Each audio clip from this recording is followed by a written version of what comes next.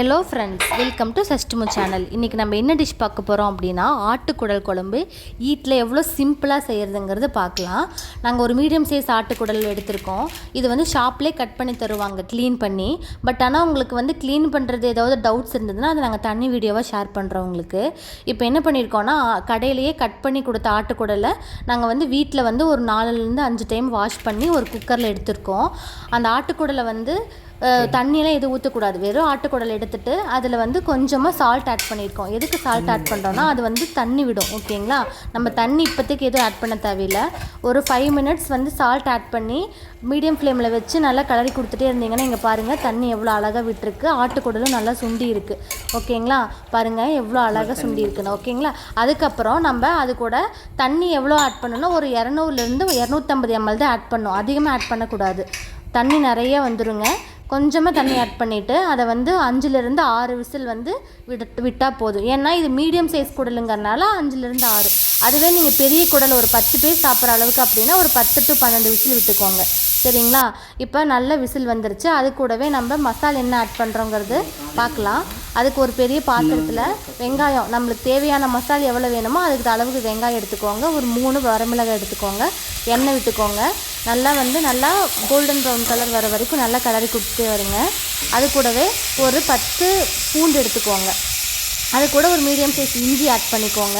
ஒரு தக்காளி அதிகமாக ஆட் பண்ண தேவையில்லை. பெரிய சைஸாக இருந்தால் 3, மீடியம் சைஸாக இருந்தால் 2 ஆட் பண்ணிக்கோங்க. தக்காளி ஆட் பண்ணி அது கூடவே வதக்கி விட்டுட்டே இருங்க. தக்காளி நல்லா வதங்கணும். ஓகேங்களா, அடுத்தது நம்ம இது கூட நம்ம மசால்ஸ் என்னென்ன ஆட் பண்ணுறங்கிறது பார்க்கலாம். இது நல்லா வதங்கியிருக்கு. அது கூட ஒரு கப் தேங்காய் எடுத்துக்கணும். ஏன்னா தேங்காய் போட்டால் தான் குழம்பு வந்து உபரி ஆகும். அது கூட மசாலா என்னென்னா 4 ஸ்பூன் வந்து கொத்தமல்லி தூள் ஆட் பண்ணிக்கோங்க. அது கூட எக்ஸ்ட்ரா இஞ்சி ஆட் பண்ணிக்கோங்க. ஏன்னா இஞ்சி போட்டால் நல்லாயிருக்கும். அது கூட மஞ்சள் தூள் 1/4 ஸ்பூன் ஆட் பண்ணிக்கோங்க. அப்புறம் அது கூட கொஞ்சம் சோம்பு ஆட் பண்ணிக்கோங்க. சோம்பு போட்டோன்னா நல்லா வாசனையாகவும் இருக்கும், டைஜஷனுக்கும் நல்லாவும் இருக்கும். நல்லா கலரி கொடுத்துட்டு நல்லா ஆறட்டும். மசாலா இப்போ நல்லா ரெடியாகி வந்திருக்கு. இதை நம்ம அரைச்சி எடுத்து வச்சுக்கலாம். ஓகேங்களா, இப்போ மிக்ஸி ஜாரில் மாற்றி இதை நம்ம அரைச்சிக்கலாம். ஓகேங்களா, ஆற விட்டுட்டோம். ஓகே, இதை அரைச்சி வச்ச பேஸ்ட்டு நம்ம ஒரு ஓரமாக வச்சுக்கலாம். இப்போ அடுத்தது குடல் விசில் அடங்கியிருக்கு. இப்போ பாருங்கள் எப்படி அழகாக வெந்து வந்திருக்குங்கிறது.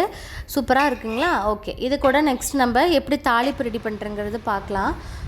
நம்ம ஒரு பெரிய கடாயில் கொஞ்சம் எண்ணெய் ஊற்றிக்கோங்க. 2 ஸ்பூன் எண்ணெய் ஊற்றிட்டு கொஞ்சமாக கடுகு ஆட் பண்ணிக்கோங்க. கொஞ்சம் ஒரு கொத்து கறிவேப்பிலை ஆட் பண்ணிக்கோங்க. அது கூடவே நம்ம வெந்து வந்த குடல் ப்ளஸ் குடல் தண்ணி ரெண்டுமே ஆட் பண்ணிக்கணும். தண்ணி வேஸ்ட் பண்ணிடாதீங்க. சில பேர் தண்ணி குடிக்கிறதுக்கு ஆசைப்பட்டிங்கன்னா தண்ணி குடிச்சிக்கலாம், ஒன்றும் இல்லை, அல்சருக்கு நல்லது. ஓகேங்களா, இது நல்லா குடல் ஆட் பண்ணிவிட்டு அது கூடவே நாங்கள் 4 டேபிள் ஸ்பூன் வந்து மட்டன் மசாலா ஆட் பண்ணியிருக்கோம். சக்தி பிராண்டில் ஆட் பண்ணியிருக்கோம். அப்படி மட்டன் மசாலா இல்லை அப்படின்னா நீங்கள் அரைச்சி வச்சுருந்த மசாலா வீட்டில் என்ன வச்சுருக்கீங்களோ அதை ஆட் பண்ணிக்கோங்க. நல்லா ஆட் பண்ணிவிட்டு அதை 2 நிமிஷம் வந்து வேக விடட்டும். அது கூடவே நம்ம என்ன பண்ணிடலாம்னா, வெந்து வந்தக்கப்புறம் நம்ம அரைச்சி வச்ச பேஸ்ட்டை நம்ம அந்த மசாலாக்குள்ளாரவே ஆட் பண்ணிக்கோங்க. நல்லா ஆட் பண்ணிவிட்டு ஒரு 2 நிமிஷம் கலரி கொடுத்துட்டே இருந்தோன்னா அப்படின்னா குடலில் எல்லா மசாலாவும் நல்லா ஒட்டும். ஓகேங்களா, அது கூட நம்ம தேவையான அளவுக்கு தண்ணி ஆட் பண்ணிக்கணும். தண்ணி ஆட் பண்ணிவிட்டு அது கூடவே நம்ம தேவையான அளவுக்கு உப்பு ஆட் பண்ணிக்கோங்க. உப்பு ஆட் பண்ணிவிட்டு நல்லா கொதி வர வரைக்கும் நம்ம குழம்ப கலரி கொடுத்துட்டே இருங்க. நல்லா மிக்ஸ் பண்ணிகிட்டே இருங்க. ஓகேங்களா, இப்போ நல்லா பாருங்கள் நுர கட்டுது. அதை க்ளோஸ் பண்ணிவிட்டு ஒரு 10-15 மினிட்ஸ் நல்லா பாயில் ஆகட்டும். பாருங்கள் நல்லா கொதித்து குழம்பு நல்லா வெந்து வந்திருக்கு. ஏன்னா ஆல்ரெடி நம்ம குடலும் பாயில் பண்ணி வச்சுருக்கோம், மசாலாவும் ஆல்ரெடி பாயில் ஆகி தான் இருக்குது. இப்போ குழம்பு நல்லா வெந்து வந்திருக்கு. பாருங்கள் அழகாக சூப்பராக இருக்குது. பாருங்கள் எவ்வளோ சூப்பராக குடலும் வந்திருக்கு. மசாலா வந்து குடலில் நல்லா ஒட்டி இருக்குது. ஓகேங்களா, இப்போ நம்ம ஸ்டவ் ஆஃப் பண்ணிடலாம். இப்போ நம்ம இந்த குடல் குழம்பை இட்லி கூட வச்சு சாப்பிட்டா சூப்பராக இருக்கும். ஏன்னா நல்ல காம்பினேஷன். எல்லோரும் நம்ம என்ன பண்ணுவோம்னா குடல் குழம்பு வைக்கிறது ரொம்ப கஷ்டம்னு நினைப்போம். பட் ஆனால் இது ரொம்ப ஈஸி. ஒரு 20 நிமிஷத்தில் நம்ம இந்த குடல் குழம்பு செஞ்சு வச்சிடலாம். அதுவும் குழந்தைங்களுக்கும் கொடுக்கலாம். ஏன்னா சில குழந்தைங்கள்லாம் வந்து குடல் குழம்புங்கிறது சாப்பிட மாட்டாங்க. இது ரொம்ப ஹெல்தி ஃபுட்டு கூட. இந்த குடல் குழம்பை இட்லிக்கு மட்டும் இல்லாமல் தோசை சப்பாத்தி கூட நம்ம இதை வச்சு சாப்பிட்லாம். சூப்பராக இருக்கும். ஓகேங்களா, இப்போ உங்களுக்கு இந்த டிஷ் எப்படி இருக்குங்கிறத வீட்டில் செஞ்சு பார்த்துட்டு எனக்கு கமெண்ட் பண்ணுங்கள். லைக் பண்ணுங்கள், ஷேர் பண்ணுங்கள், சப்ஸ்கிரைப் பண்ணுங்கள். தேங்க்யூ ஃபார் வாட்சிங். Bye bye.